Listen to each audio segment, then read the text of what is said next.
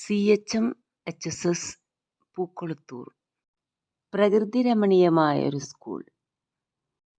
എൻ്റെ കൂട്ടുകാരോടൊപ്പം ഞാനും ഈ പാറയുടെ അടുത്തെത്തി. അവർക്ക് പറയാനുള്ളത് കേട്ടു. എൻ്റെ പേര് അശ്വരാജ്.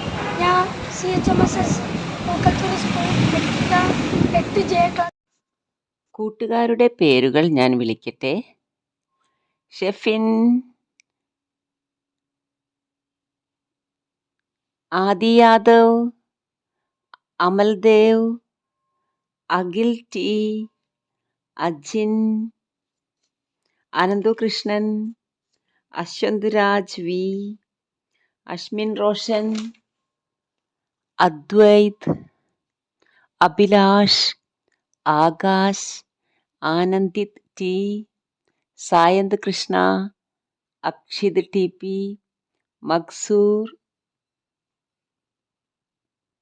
അൻഷിഫ്, ഷാഹിം, മുഹമ്മദ് ഷിയാദ്, ഇയാഷ്, മുഹമ്മദ് ആദിൽ, യദുകൃഷ്ണൻ, മുഹമ്മദ് ഷിനാസ്, സിനൻ, ഹരിനന്ദർ. എല്ലാവരും ആയി അല്ലേ? നിങ്ങളെ ഞാൻ മറന്നിട്ടില്ല കേട്ടോ. എല്ലാവർക്കും വ്യത്യസ്ത പേരുകൾ. എല്ലാവർക്കും ഞാൻ ഒരു കഷ്ണം പേപ്പർ കൊടുത്തു. അവർ വ്യത്യസ്തരാണെന്ന് വ്യത്യസ്തമായ രീതിയിലുള്ള കലാരൂപങ്ങൾ ഉണ്ടാക്കിക്കൊണ്ട് തെളിയിച്ചു. പിന്നീടവർ ഓരോരുത്തർക്കും എത്ര മാർക്ക് നൽകുമെന്ന് കൂട്ടുകാരൻ്റെ ഗുണം പറഞ്ഞ് അവരെ അഭിനന്ദിക്കുന്നു. പ്രകാശം പരത്തുന്ന കുട്ടി എങ്ങനെയായിരിക്കണം? അദൃശ്യനായിട്ടുള്ളൊരു ലീഡറായിരിക്കണം. അവനാണ് ലീഡർ, ഞങ്ങൾ കണ്ടെത്തുന്നു.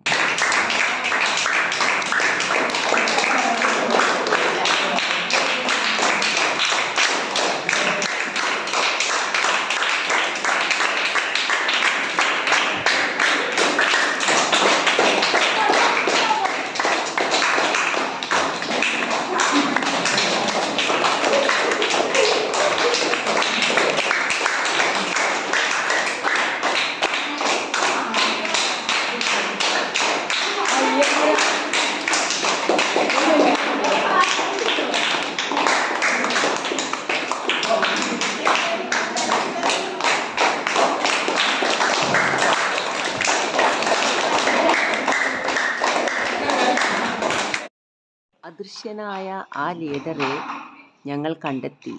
ഇതുപോലെ അദൃശ്യനായി ഒരു പ്രകാശം പരത്തുന്ന കുട്ടിയായി സ്കൂളിൽ പ്രവർത്തിക്കാൻ എന്തൊക്കെ ചെയ്യണമെന്ന് അവർ പഠിച്ചു.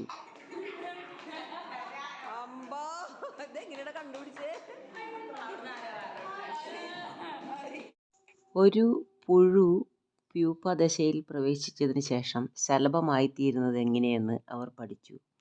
ഒരു പ്യൂപ്പയുടെ ഉള്ളിൽ, അതായത് ക്രിസാലിസ് സ്റ്റേജിൽ, അതിനുള്ളിൽ നടക്കുന്ന മാറ്റങ്ങൾ, ഇമാജിനൽ സെല്ലുകളും പുഴു സെല്ലുകളുമായിട്ടുള്ള യുദ്ധം അവർ അഭിനയിച്ച് കാണിച്ചു കൊണ്ടിരിക്കുന്നു.